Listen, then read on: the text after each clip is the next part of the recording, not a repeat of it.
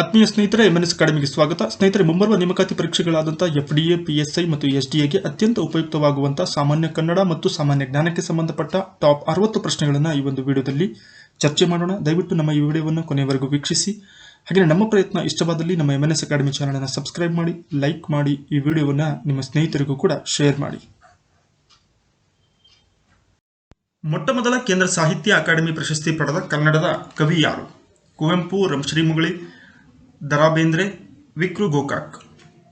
ಸರಿಯಾದ ಆಯ್ಕೆ ಕುವೆಂಪು. 1955ರಲ್ಲಿ ಶ್ರೀ ರಾಮಾಯಣ ದರ್ಶನಂ ಕೃತಿಗೆ ಕನ್ನಡದಲ್ಲಿ ಮೊಟ್ಟಮೊದಲ ಬಾರಿಗೆ ಕೇಂದ್ರ ಸಾಹಿತ್ಯ ಅಕಾಡೆಮಿ ಪ್ರಶಸ್ತಿಯನ್ನ ಪಡೆಯುತ್ತಾರೆ. ದ.ರಾ. ಬೇಂದ್ರೆಯವರ ಯಾವ ಕೃತಿಗೆ 1958ರಲ್ಲಿ ಕೇಂದ್ರ ಸಾಹಿತ್ಯ ಅಕಾಡೆಮಿ ಪ್ರಶಸ್ತಿ ದೊರೆತಿದೆ? ಕನ್ನಡ ಸಾಹಿತ್ಯ ಚರಿತ್ರೆ, ಶ್ರೀ ರಾಮಾಯಣ ದರ್ಶನಂ, ಯಕ್ಷಗಾನ ಬಯಲಾಟ, ಅರಳು ಮರಳು. ಸರಿಯಾದ ಆಯ್ಕೆ ಅರಳು ಮರಳು ಕೃತಿಗೆ ದತ್ತಾತ್ರೇಯ ರಾಮಚಂದ್ರ ಬೇಂದ್ರೆ ಜ್ಞಾನಪೀಠ ಪ್ರಶಸ್ತಿ ಪಡೆದಂತಹ ಈ ಕವಿಗೆ 1958ರಲ್ಲಿ ಅರಳು ಮರಳು ಕೃತಿಗೆ ಕೇಂದ್ರ ಸಾಹಿತ್ಯ ಅಕಾಡೆಮಿ ಪ್ರಶಸ್ತಿ ದೊರೆತಿದೆ. ಇನ್ನು ಕನ್ನಡ ಸಾಹಿತ್ಯ ಚರಿತ್ರೆ ರಂಶ್ರೀ ಮುಗಳಿ ಅವರ ಕೃತಿಯಾಗಿದೆ. ಶ್ರೀರಾಮಾಯಣ ದರ್ಶನಂ ಕುವೆಂಪುರವರದು. ಯಕ್ಷಗಾನ ಬಯಲಾಟ ಶಿವರಾಮ ಕಾರಂತರದು. ದ್ಯಾವ ಪೃಥ್ವಿ ಎಂಬ ಕೃತಿಗೆ 1960ರಲ್ಲಿ ಕೇಂದ್ರ ಸಾಹಿತ್ಯ ಅಕಾಡೆಮಿ ಪ್ರಶಸ್ತಿ ದೊರೆತಿದೆ. ಇದರ ಲೇಖಕರು ಯಾರು? ವಿ.ಕೃ. ಗೋಕಾಕ್. ವಿನಾಯಕ ಕೃಷ್ಣ ಗೋಕಾಕ್ ಕನ್ನಡದ ಜ್ಞಾನಪೀಠ ಸಾಹಿತಿಗಳಲ್ಲಿ ಇವರು ಕೂಡ ಒಬ್ಬರು. ಇವರ ದ್ಯಾವ ಪೃಥ್ವಿ ಎನ್ನುವಂಥ ಕೃತಿಗೆ 1960ರಲ್ಲಿ ಕೇಂದ್ರ ಸಾಹಿತ್ಯ ಅಕಾಡೆಮಿ ಪ್ರಶಸ್ತಿ ದೊರೆತಿದೆ. 1969ರಲ್ಲಿ ಎಚ್. ತಿಪ್ಪೇಸ್ವಾಮಿಯವರ ಯಾವ ಸಂಶೋಧನಾ ಗ್ರಂಥಕ್ಕೆ ಕೇಂದ್ರ ಸಾಹಿತ್ಯ ಅಕಾಡೆಮಿ ಪ್ರಶಸ್ತಿ ದೊರೆತಿದೆ? ಕರ್ನಾಟಕ ಸಂಸ್ಕೃತಿ ಸಮೀಕ್ಷೆ ಎನ್ನುವಂತಹ ಸಂಶೋಧನಾ ಗ್ರಂಥಕ್ಕೆ ಎಚ್. ತಿಪ್ಪೇಸ್ವಾಮಿಯವರಿಗೆ 1969ರಲ್ಲಿ ಕೇಂದ್ರ ಸಾಹಿತ್ಯ ಅಕಾಡೆಮಿ ಪ್ರಶಸ್ತಿ ದೊರೆಯಿತು. ಕುವೆಂಪುರವರ ಪುತ್ರರಾಗಿದ್ದು ಕಿರಗೂರಿನ ಗಯ್ಯಾಳಿಗಳು, ಚಿದಂಬರ ರಹಸ್ಯ, ಅಬಚೂರಿನ ಪೋಸ್ಟ್ ಆಫೀಸ್ ಎಂಬ ಖ್ಯಾತ ಕೃತಿಗಳ ಲೇಖಕರಿವರು. ಈ ಹೇಳಿಕೆ ಯಾವ ಸಾಹಿತಿಗೆ ಸಂಬಂಧಿಸಿದೆ? ಪೂರ್ಣಚಂದ್ರ ತೇಜಸ್ವಿ ಅಥವಾ ಪೂಚಂತೆ ಅಂತ ನಾವು ಸಂಕ್ಷಿಪ್ತವಾಗಿ ಕೂಡ ಕರಿತೀವಿ. ಜ್ಞಾನಪೀಠ ಸಾಹಿತಿ ಕುವೆಂಪುರವರ ಪುತ್ರರಾಗಿದ್ದು ಅನೇಕ ಪ್ರಸಿದ್ಧ ಕೃತಿಗಳನ್ನು ಇವರು ಕೂಡ ರಚನೆ ಮಾಡಿದ್ದಾರೆ. ಅವುಗಳಲ್ಲಿ ಪ್ರಮುಖವಾಗಿ ಕಿರಗೂರಿನ ಗಯ್ಯಾಳಿಗಳು, ಚಿದಂಬರ ರಹಸ್ಯ, ಅಬಚೂರಿನ ಪೋಸ್ಟ್ ಆಫೀಸ್. ಕರ್ನಾಟಕದ 8ನೇ ಜ್ಞಾನಪೀಠ ಪ್ರಶಸ್ತಿ ವಿಜೇತ ಕವಿ ಇವರ ಯಾವ ಕೃತಿಗೆ 1991ರಲ್ಲಿ ಕೇಂದ್ರ ಸಾಹಿತ್ಯ ಅಕಾಡೆಮಿ ಪ್ರಶಸ್ತಿ ದೊರೆತಿದೆ? ಸಿರಿಸಂಪಿಗೆ. ಆ ಒಂದು ಸಾಹಿತಿ ಚಂದ್ರಶೇಖರ ಕಂಬಾರರು. ಸಿಂಗಾರವ್ವ, ಸಿರಿಸಂಪಿಗೆ, ಜೋಕುಮಾರ ಸ್ವಾಮಿ ಇವರ ಪ್ರಮುಖ ಕೃತಿಗಳಾಗಿದ್ದಾವೆ. ಮಂಟೇಸ್ವಾಮಿ ಕಥಾ ಪ್ರಸಂಗ ಎಚ್. ಎಸ್. ಶಿವಪ್ರಕಾಶ್ ರವರ ಕೃತಿಯಾಗಿದೆ. ಕೆಳಗಿನ ಯಾವ ಸಾಹಿತಿಗೆ 2001ರಲ್ಲಿ ತಮ್ಮ ಇಂಗ್ಲಿಷ್ ಸಾಹಿತ್ಯ ಚರಿತ್ರೆಯ ಸಾಧನೆಗೆ ಕೇಂದ್ರ ಸಾಹಿತ್ಯ ಅಕಾಡೆಮಿ ಪ್ರಶಸ್ತಿ ದೊರೆತಿದೆ? ಎಲ್.ಎಸ್. ಶೇಷಗಿರಿ ರಾವ್. ಇವರ ಇಂಗ್ಲಿಷ್ ಸಾಹಿತ್ಯ ಚರಿತ್ರೆಯ ಸಾಧನೆಗಾಗಿ ಕೇಂದ್ರ ಸಾಹಿತ್ಯ ಅಕಾಡೆಮಿ ಪ್ರಶಸ್ತಿ ದೊರೆತಿದೆ. ಉರಿಯ ನಾಲಗೆ, ಕಲ್ಲು ಕರಗುವ ಸಮಯ, ಬದುಕು ಈ ಕೃತಿಯ ಲೇಖಕರನ್ನು ಸರಿಯಾಗಿ ಜೋಡಿಸಿ. 3 ಜನ ಲೇಖಕರು ಕೊಟ್ಟಿದ್ದಾರೆ. ಪ್ರಶ್ನೆಯಲ್ಲಿ ಓದಿದಂತಹ ಕೃತಿಗಳನ್ನು ಅವರಿಗೆ ಸರಿ ಹೊಂದಾಣಿಕೆ ಮಾಡಿದರೆ, ಉರಿಯ ನಾಲಿಗೆ ಎನ್ನುವಂಥದ್ದು ಕೀರ್ತಿನಾಥ ಕೃತಿಕೋಟೆಯವರ ಕೃತಿ. ಹಾಗೆಯೇ ಕಲ್ಲು ಕರಗುವ ಸಮಯ ಪಿ. ಲಂಕೇಶ್ ರವರ ಕೃತಿಯಾಗಿದೆ. ಗೀತಾ ನಾಗಭೂಷಣ್ ಅವರದು ಬದುಕು ಎಂಬ ಕೃತಿಯನ್ನು ರಚನೆ ಮಾಡಿದ್ದಾರೆ. ಇತ್ತೀಚೆಗೆ ಈ ಸಾಹಿತಿ ಸಾವನ್ನಪ್ಪಿದ್ದನ್ನು ಕೂಡ ತಾವು ಗಮನಿಸಬಹುದು. 2018ರ ಕೇಂದ್ರ ಸಾಹಿತ್ಯ ಅಕಾಡೆಮಿ ಪ್ರಶಸ್ತಿ ಪಡೆದ ಲೇಖಕರು ಯಾರು? ಇದು ಅತ್ಯಂತ ಪ್ರಮುಖವಾದ ಪ್ರಶ್ನೆ.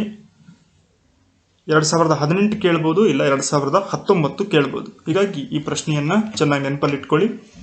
2018ರ ಕೇಂದ್ರ ಸಾಹಿತ್ಯ ಅಕಾಡೆಮಿ ಪ್ರಶಸ್ತಿ ಪಡೆದಂತಹ ಲೇಖಕರು ಕೆ.ಜಿ. ನಾಗರಾಜಪ್ಪ. ಅವರ ಕೃತಿ ಅನುಶ್ರೇಣಿ ಯಜಮಾನಿಕೆ ಎನ್ನುವಂಥ ಕೃತಿಗೆ 2018ರ ಕೇಂದ್ರ ಸಾಹಿತ್ಯ ಅಕಾಡೆಮಿ ಪ್ರಶಸ್ತಿ ದೊರೆತಿದೆ. 2019ರಲ್ಲಿ ಯಾವ ಕೃತಿಗೆ ಕೇಂದ್ರ ಸಾಹಿತ್ಯ ಅಕಾಡೆಮಿ ಪ್ರಶಸ್ತಿ ನೀಡಲಾಗಿದೆ? ಇದು ಕೂಡ ಅತ್ಯಂತ ಪ್ರಮುಖವಾದ ಪ್ರಶ್ನೆ.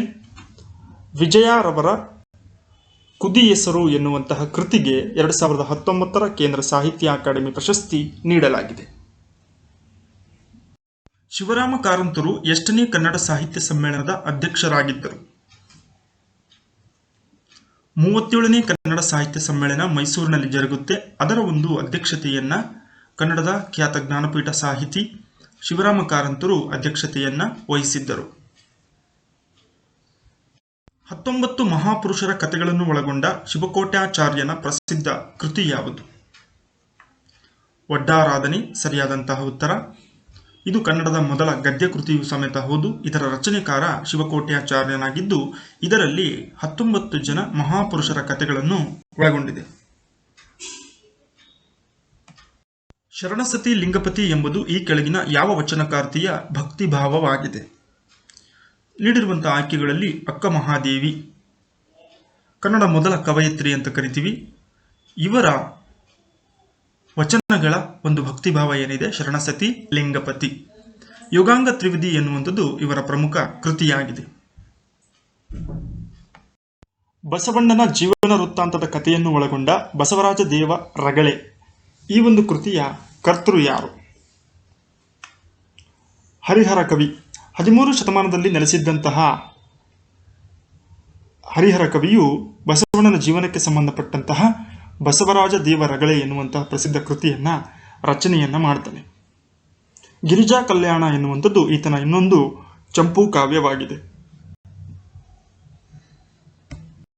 ಶೃಂಗಾರ ಕವಿ ಎಂಬ ಬಿರುದನ್ನು ಹೊಂದಿದ್ದಂತಹ ರತ್ನಾಕರ ವರ್ಣಿಯ ಪ್ರಸಿದ್ಧ ಕೃತಿ ಯಾವುದು?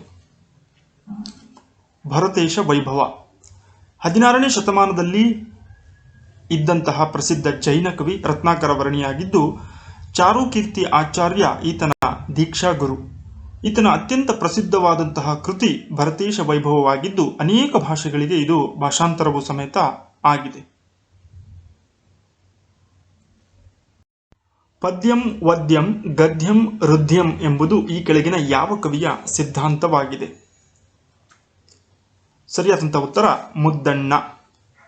ನಂದಳಿಕೆ ಲಕ್ಷ್ಮೀನಾರಾಯಣಪ್ಪ ಎನ್ನುವುದು ಈತನ ಮೂಲ ಹೆಸರಾಗಿದ್ದು ಮುದ್ದಣ್ಣ ಎನ್ನುವುದು ಕಾವ್ಯನಾಮವಾಗಿದೆ.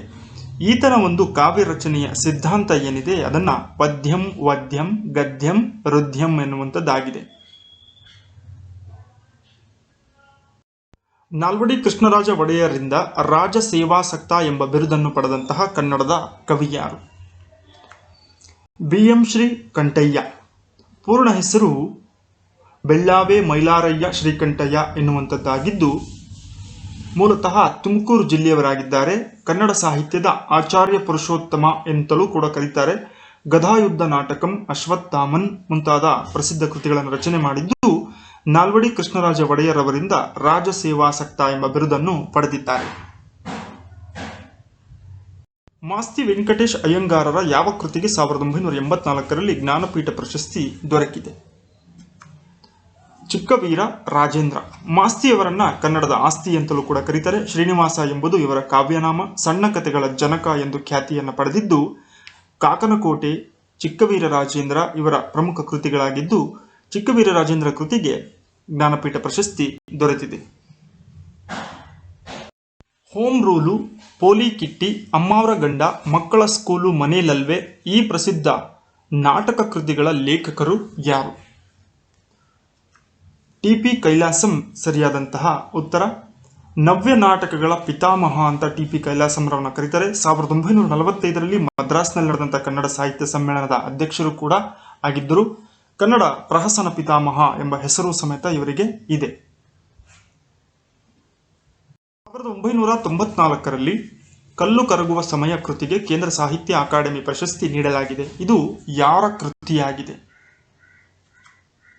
P ಲಂಕೇಶ್ ರವರ ಪ್ರಸಿದ್ಧ ಕೃತಿಯಾಗಿದೆ. ಈ ಒಂದು ಕಲ್ಲು ಕರಗುವ ಸಮಯ ಕೃತಿಗೆ ಕೇಂದ್ರ ಸಾಹಿತ್ಯ ಅಕಾಡೆಮಿ ಪ್ರಶಸ್ತಿ ದೊರೆತಿದ್ದು ಇವರ ಇತರ ಕೃತಿಗಳು ತಲೆಮಾರು, ಅಕ್ಕ, ಬಿರುಕು, ಉಮಾಪತಿಯ ಸ್ಕಾಲರ್ಶಿಪ್ ಯಾತ್ರೆ, ಮುಸ್ಸಂಜೆಯ ಕಥಾಪ್ರಸಂಗ, ಸಂಕ್ರಾಂತಿ ಮುಂತಾದ ಕೃತಿಗಳನ್ನು ರಚನೆ ಮಾಡಿದ್ದಾರೆ. ಭಾವಜೀವಿ ಇದು ಯಾವ ಪ್ರಸಿದ್ಧ ಕವಿಯ ಆತ್ಮಕಥನವಾಗಿದೆ? ಚನ್ನವೀರ ಕಣವಿಯವರ ಆತ್ಮಕಥನದ ಹೆಸರು ಭಾವಜೀವಿಯಾಗಿದೆ. ಇವರ ಪ್ರಮುಖ ಕವನ ಸಂಕಲನಗಳು ಕಾವ್ಯಾಕ್ಷಿ, ಮಧುಚಂದ್ರ, ನೆಲಮುಗಿಲು, ದೀಪದಾರಿ, ಕಾರ್ತಿಕದ ಮೋಡ. ಜೀವಧ್ವನಿ ಕವನ ಸಂಕಲನಕ್ಕೆ 1981ರಲ್ಲಿ ಕೇಂದ್ರ ಸಾಹಿತ್ಯ ಅಕಾಡೆಮಿ ಪ್ರಶಸ್ತಿ ಕೂಡ ಇವರಿಗೆ ದೊರೆತಿದೆ. ಮಾಸ್ಕೋದಲ್ಲಿ 22 ದಿನ ಇದು ಯಾರ ಪ್ರವಾಸ ಕಥನವಾಗಿದೆ? ಜಿಗುಪ್ಸೆಯನ್ನು ವ್ಯಕ್ತಪಡಿಸುವ ರಸ ಯಾವುದು? ಇದಕ್ಕೆ ಸರಿ ಉತ್ತರ ಬೀಭತ್ಸ ರಸ.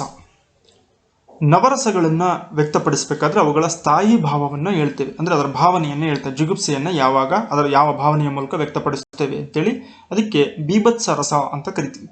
ಇನ್ನು ಶೃಂಗಾರ ರಸ ರತಿಸ್ಥಾಯಿ, ಹಾಸ್ಯರಸ ಹಾಸ್ಯ ಅದರ ಸ್ಥಾಯಿ ಭಾವ, ಕರುಣಾರಸ ಇದಕ್ಕೆ ಶೋಕವನ್ನು ಸ್ಥಾಯಿ ಭಾವವಾಗಿ ಬಳಕೆ ಮಾಡ್ತೀವಿ, ರೌದ್ರಕ್ಕೆ ಕ್ರೋಧ, ವೀರರಸಕ್ಕೆ ಉತ್ಸಾಹ, ಭಯಾನಕ ಭಯ, ಬೀಭತ್ಸ ರಸಕ್ಕೆ ಜಿಗುಪ್ಸೆ, ಅದ್ಭುತ ರಸಕ್ಕೆ ವಿಸ್ಮಯ, ಶಾಂತ ರಸಕ್ಕೆ ಶಮ ಎನ್ನುವಂತಹ ಸ್ಥಾಯಿ ಭಾವವನ್ನು ಬಳಕೆ ಮಾಡ್ತೇವೆ.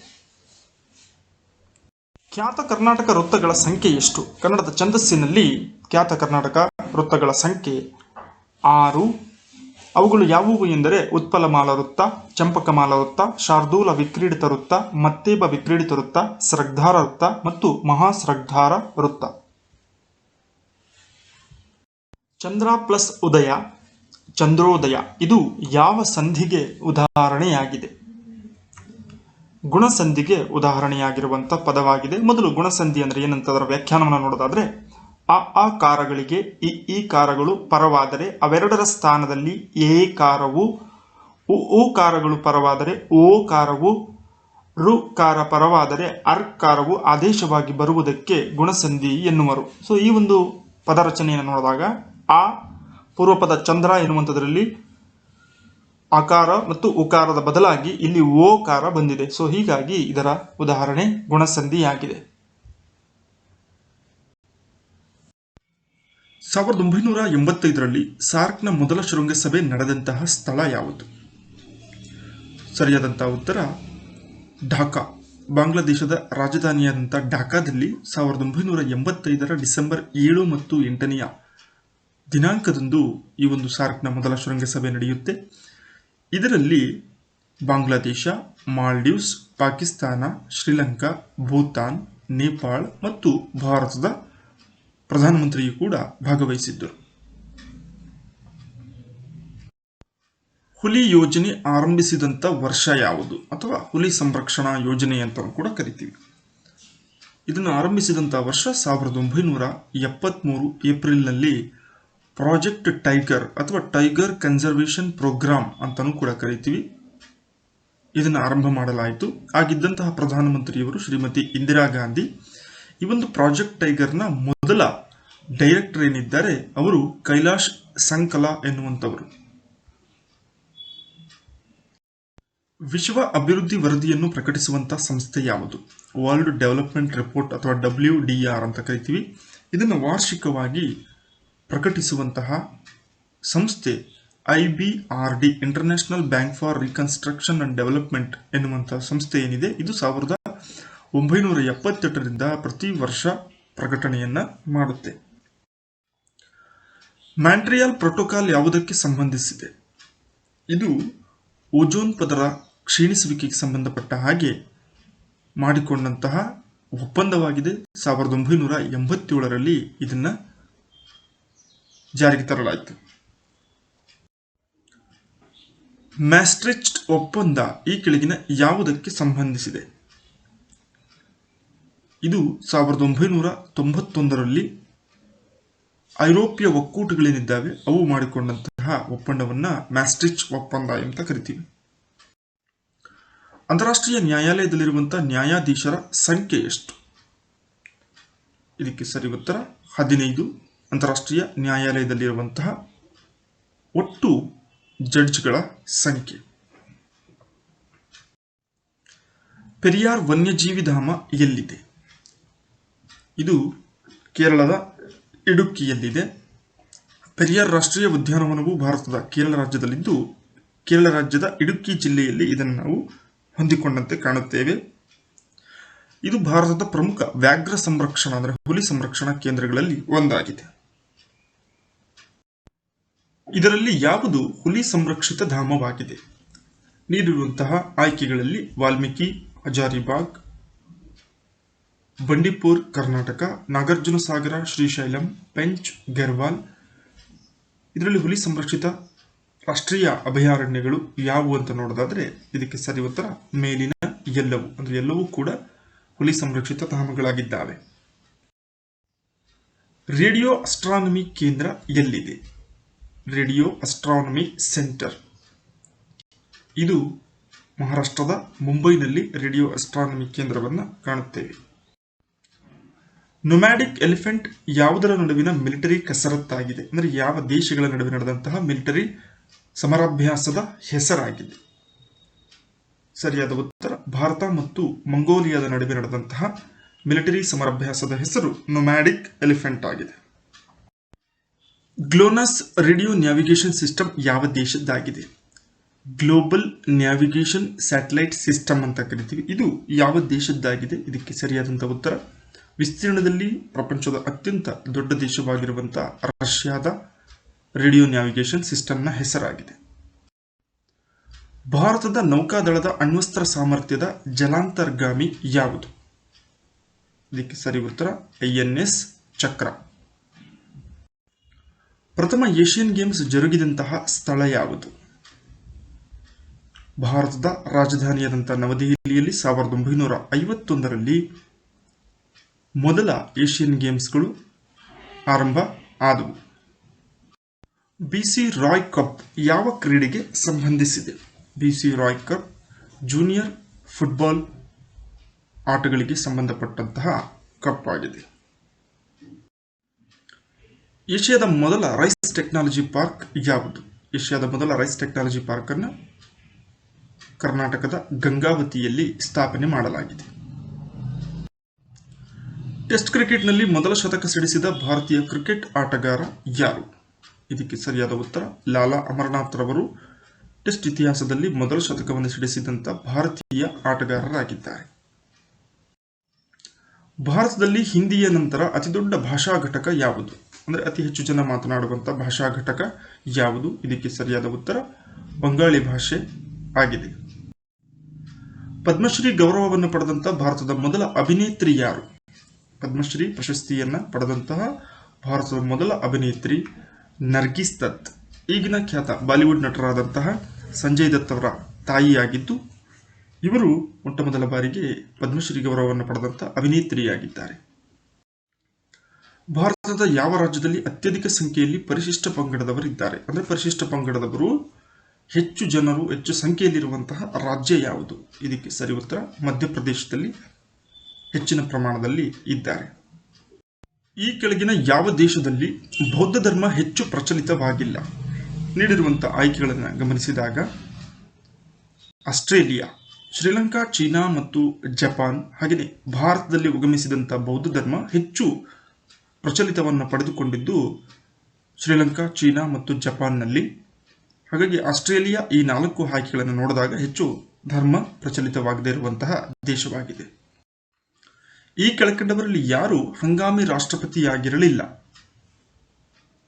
ಇದಕ್ಕೆ ಸರಿಯಾದ ಉತ್ತರ ಜಾಕಿರ್ ಹುಸೇನ್. ಇನ್ನುಳಿದಂತೆ VV ಗಿರಿ, BD ಜತ್ತಿ, ಹಿದಾಯತುಲ್ಲಾ ರವರು ಹಂಗಾಮಿ ರಾಷ್ಟ್ರಪತಿಗಳಾಗಿ ಆಯ್ಕೆಯಾದಂಥವರು. ಪ್ರಪಂಚದ ಮೊದಲ ಮಹಿಳಾ ಪ್ರಧಾನಿ ಯಾವ ದೇಶಕ್ಕೆ ಸೇರಿದವರು? ಶ್ರೀಲಂಕಾ ದೇಶಕ್ಕೆ. ಸಿರಿಮಾವೋ ಬಂಡಾರನಾಯ್ಕೆ ಏನಿದ್ದಾರೆ ಅವರು ಪ್ರಪಂಚದ ಮೊದಲ ಮಹಿಳಾ ಪ್ರಧಾನಮಂತ್ರಿ ಶ್ರೀಲಂಕಾ ದೇಶಕ್ಕೆ ಸೇರಿದವರು. ಇನ್ನು ಭಾರತಕ್ಕೆ ಸಂಬಂಧಪಟ್ಟ ಹಾಗೆ ಭಾರತದ ಮೊದಲ ಮಹಿಳಾ ಪ್ರಧಾನಮಂತ್ರಿ ಶ್ರೀಮತಿ ಇಂದಿರಾ ಗಾಂಧಿಯವರು. ಸ್ವತಂತ್ರ ಭಾರತದ ಕೊನೆಯ ಗವರ್ನರ್ ಜನರಲ್ ಯಾರು? ಇದಕ್ಕೆ ಸರಿಯಾದ ಉತ್ತರ ರಾಜಾಜಿ ಎಂದು ಖ್ಯಾತರಾದಂತಹ ಸಿ ರಾಜಗೋಪಾಲಾಚಾರಿಯವರು ಸ್ವತಂತ್ರ ಭಾರತದ ಕೊನೆಯ ಗವರ್ನರ್ ಜನರಲ್ ಆಗಿದ್ದಾರೆ. ಭಾರತದ ಲೋಕಸಭೆಯ ಪ್ರಥಮ ಸ್ಪೀಕರ್ ಯಾರು? ಈಗಿರುವಂಥದ್ದು ಓಂ ಬಿರ್ಲಾ ಆದರೆ ಪ್ರಥಮ ಲೋಕಸಭೆಯ ಸ್ಪೀಕರ್ GV ಮಾಳವಂಕರ್ ಅವರು. ದಿ ಮೇಕಿಂಗ್ ಆಫ್ ಮಹಾತ್ಮ ಚಲನಚಿತ್ರದ ನಿರ್ದೇಶಕರು ಯಾರು? ಖ್ಯಾತ ಬಂಗಾಳಿ ಸಿನಿಮಾಗಳ ನಿರ್ದೇಶಕರಾದಂತಹ ಶ್ಯಾಮ್ ಬೆನ್ಗಲ್ ರವರು ದಿ ಮೇಕಿಂಗ್ ಆಫ್ ಮಹಾತ್ಮ ಚಲನಚಿತ್ರದ ನಿರ್ದೇಶಕರಾಗಿದ್ದಾರೆ. ಭಾರತದಲ್ಲಿ ಸಂಚರಿಸುತ್ತಿರುವ ವಿಶ್ವದ ಪ್ರಥಮ ರೈಲಿನ ಆಸ್ಪತ್ರೆಯಾಗಿರುವಂತಹ ರೈಲಿನ ಹೆಸರೇನು? ಅಂದ್ರೆ ರೈಲಿನ ಆಸ್ಪತ್ರೆ ಅಂತಾನೆ ಇದನ್ನ ಕರಿತೀವಿ. ಇದಕ್ಕೆ ಸರಿಯಾದಂತಹ ಉತ್ತರ ಲೈಫ್ ಲೈನ್ ಅಥವಾ ಜೀವನ್ ರೇಖಾ ಎನ್ನುವಂತಹ ರೈಲು ಏನಿದೆ ಇದು ರೈಲ್ವೆ ಇಲಾಖೆಯಿಂದ ಇರುವಂತಹ ಸಂಚಾರಿ ರೈಲಿನ ಆಸ್ಪತ್ರೆಯಾಗಿದೆ. ಪ್ರಸ್ತುತ ಇದನ್ನ ಕೋವಿಡ್-19 ಕಾರಣದಿಂದ ಕೋವಿಡ್-19ಗಾಗಿ ಬಳಸಿಕೊಳ್ಳಲಾಗಿತ್ತು. ವಿಶ್ವ ಸಾಕ್ಷರತಾ ದಿನವನ್ನು ಯಾವಾಗ ಆಚರಿಸುವರು? World literacy day? ಇದಕ್ಕೆ ಸರಿಯಾದ ಉತ್ತರ ಸೆಪ್ಟೆಂಬರ್ 8 ವಿಶ್ವ ಸಾಕ್ಷರತಾ ದಿನವನ್ನಾಗಿ ಆಚರಿಸುವರು. ನೆಸೆಟ್ ಎಂಬುದು ಯಾವ ದೇಶದ ಸಂಸತ್ತಿನ ಹೆಸರಾಗಿದೆ? ಸರಿ ಉತ್ತರ ಇಸ್ರೇಲ್ ದೇಶದ ಸಂಸತ್ತಿನ ಹೆಸರು ನೆಸೆಟ್ ಎಂಬುದಾಗಿದೆ. ಮೈ ಮ್ಯೂಸಿಕ್ ಮೈ ಲೈಫ್ ಇದು ಯಾವ ಸಂಗೀತಗಾರರ ಆತ್ಮಕಥನವಾಗಿದೆ? ನೀಡಿರುವಂತಹ ಸಂಗೀತಗಾರರಲ್ಲಿ ಪಂಡಿತ್ ರವಿಶಂಕರ್ ರವರ ಆತ್ಮಕಥನದ ಹೆಸರು ಮೈ ಮ್ಯೂಸಿಕ್ ಮೈ ಲೈಫ್ ಎಂಬುದಾಗಿದೆ. 1 ಮೆಗಾಬೈಟ್ ಎಷ್ಟು ಕೆಬಿಗೆ ಸಮವಾಗಿದೆ? ಕೆಬಿ ಮೀನ್ಸ್ ಕಿಲೋಬೈಟ್ಸ್ ಅಂತ ಕರಿತೀವಿ. ಕಂಪ್ಯೂಟರ್ ಆಧಾರಿತ ಪ್ರಶ್ನೆ. ಇದು 1 MB ಅಂದರೆ ಎಷ್ಟು ಕೆಬಿಗಳಿಗೆ ಸಮ? ಸರಿಯಾದ ಉತ್ತರ 1024 ಕೆಬಿಗಳಿಗೆ 1 MB ಸಮವಾಗಿದೆ. ಸರಿ ಹೊಂದಿಸಿ. ಸ್ಥಳಗಳು ಮತ್ತು ದೇವಾಲಯಗಳನ್ನು ಕೊಟ್ಟಿದ್ದಾರೆ. ಅಜಂತಾ, ಎಲ್ಲೋರಾ, ಖಜುರಾಹೋ, ಮಹಾಬಲಿಪುರಂ. ಹಾಗೆಯೇ ಬಿ ಪಟ್ಟಿಯಲ್ಲಿ ಬೌದ್ಧ ಗುಹೆಗಳು, ಮಹಾದೇವ ದೇವಾಲಯ, ಪಲ್ಲವ ದೇವಾಲಯ, ಕೈಲಾಸ ದೇವಾಲಯ. ಸರಿಯಾದಂತಹ ಆಯ್ಕೆಗಳನ್ನು ನೋಡೋಣ. 1A ಅಂದರೆ ಅಜಂತಾದಲ್ಲಿ ಬೌದ್ಧ ಗುಹೆಗಳನ್ನು ಕಾಣ್ತೀವಿ. 2D ಎಲ್ಲೋರಾದಲ್ಲಿ ಕೈಲಾಸನಾಥ ದೇವಾಲಯವಿದೆ. ಮಧ್ಯಪ್ರದೇಶದ ಖಜುರಾಹೋನಲ್ಲಿ ಖಂಡಾರಿಯ ಮಹಾದೇವ ದೇವಾಲಯ ಇದೆ. 3B. 4C ಮಹಾಬಲಿಪುರಂನಲ್ಲಿ ಪಲ್ಲವರ ಕಾಲದ ದೇವಾಲಯಗಳನ್ನು ಕಾಣಬಹುದು. ಕಾಜಿರಂಗ ವನ್ಯಜೀವಿ ಧಾಮ ಯಾವ ರಾಜ್ಯದಲ್ಲಿದೆ? ಕಾಜಿರಂಗ ವನ್ಯಜೀವಿ ಧಾಮ ಅಸ್ಸಾಂನಲ್ಲಿ ಕಾಣುತ್ತೇವೆ. ತಟ್ಟೇಕಾಡ್ ಪಕ್ಷಿಧಾಮ ಅಥವಾ ಸಲೀಂ ಅಲಿ ಪಕ್ಷಿಧಾಮ ಅಂತಲೂ ಕೂಡ ಕರಿತೀವಿ. ಇದು ಯಾವ ರಾಜ್ಯದಲ್ಲಿದೆ? ಇದಕ್ಕೆ ಸರಿಯಾದಂಥ ಉತ್ತರ ಕರ್ನಾಟಕದ ನೆರೆಯ ರಾಜ್ಯವಾದಂಥ ಕೇರಳದಲ್ಲಿ ತಟ್ಟೇಕಾಡ್ ಪಕ್ಷಿಧಾಮವನ್ನು ಕಾಣುತ್ತೇವೆ. ಸರಿಹೊಂದಿಸಿ. ಪೆಂಚ್, ಮಾನಸ, ಪೆರಿಯಾರ್, ಬಂಡೀಪುರ ವನ್ಯಜೀವಿ ಧಾಮಗಳನ್ನು ಕೊಟ್ಟಿದ್ದಾರೆ. ಅವುಗಳಿರುವಂತಹ ರಾಜ್ಯಗಳನ್ನು ಜೋಡಿಸಬೇಕು. ಸರಿಯಾದಂತಹ ಆಯ್ಕೆಗಳು 1ಕ್ಕೆ ಬಿ ಪೆಂಚ್ ಮಧ್ಯಪ್ರದೇಶ, ಮಾನಸ ಅಸ್ಸಾಂನಲ್ಲಿದೆ, ಪೆರಿಯಾರ್ ಕೇರಳ, ಬಂಡೀಪುರ ಕರ್ನಾಟಕದ ಪ್ರಮುಖ ರಾಷ್ಟ್ರೀಯ ಉದ್ಯಾನವನವಾಗಿದೆ. ಸರ್ವೆ ಆಫ್ ಇಂಡಿಯಾ ಯಾವ ಸಚಿವಾಲಯದ ಅಧೀನದಲ್ಲಿದೆ? ಸರ್ವೆ ಆಫ್ ಇಂಡಿಯಾ ಅನ್ನುವಂಥ ಸಂಸ್ಥೆ ಯಾವ ಸಚಿವಾಲಯದ ಅಧೀನದಲ್ಲಿ ಬರುತ್ತೆ? ಇದಕ್ಕೆ ಸರಿಯಾದ ಉತ್ತರ ವಿಜ್ಞಾನ ಮತ್ತು ತಂತ್ರಜ್ಞಾನ ಸಚಿವಾಲಯ ಏನಿದೆ ಇದರ ಅಡಿಯಲ್ಲಿ ಸರ್ವೆ ಆಫ್ ಇಂಡಿಯಾ ಸಂಸ್ಥೆಯು ಕರ್ತವ್ಯವನ್ನು ನಿರ್ವಹಿಸುತ್ತದೆ. ನಿಮಗಾಗಿ 2 ಪ್ರಶ್ನೆಗಳು. ಇವುಗಳ ಉತ್ತರವನ್ನು ಕಾಮೆಂಟ್ನಲ್ಲಿ ನೀಡಿ. ಯಾವ ದೇಶದಲ್ಲಿ ನೆಲೆಸಿರುವ ಕನ್ನಡಿಗರು ಅಕ್ಕಾ ಸಮ್ಮೇಳನವನ್ನು ಆಯೋಜಿಸುತ್ತಾರೆ? 2ನೇ ಪ್ರಶ್ನೆ, ಕರ್ನಾಟಕ ರಾಜ್ಯದ ರಾಜ್ಯ ಪ್ರಾಣಿ ಯಾವುದು? 2 ಪ್ರಶ್ನೆಗಳಿಗೂ ಕಮೆಂಟಲ್ಲಿ ಉತ್ತರವನ್ನು ನೀಡಿ. ಮುಂದಿನ ಮತ್ತೊಂದು ಉಪಯುಕ್ತ ವಿಡಿಯೋದೊಂದಿಗೆ ತಮ್ಮನ್ನು ಭೇಟಿಯಾಗೋಣ. ಧನ್ಯವಾದಗಳು.